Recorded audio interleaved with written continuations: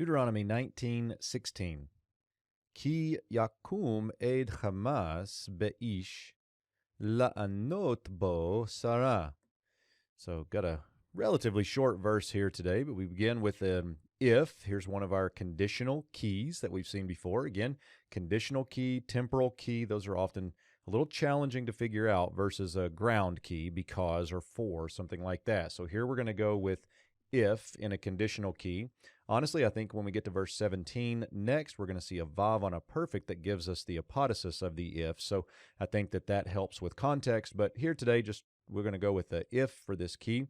So if a witness of violence, here serving as the subject, or maybe something like a violent witness, or I think ESV goes with something like a malicious witness, that Hamas idea there as giving an attribute to the witness here. So a violent witness, if he raises up or rises up against a man, here the verb, if we come back and pick that up, is a call imperfect, third masculine singular of the root cum. If a violent man raises up against a man, or a violent witness raises up against a witness, to answer him, and we might say here something like with falsehood. Halot goes with falsehood here, or something like obstinacy.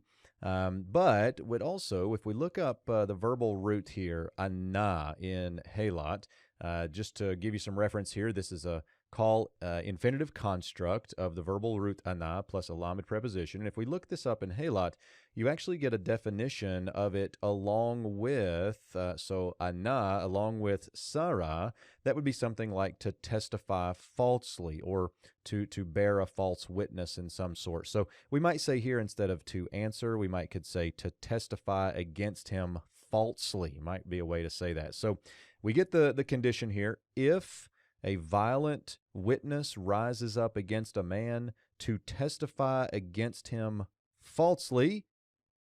And we have to wait till verse 17 for the rest of it.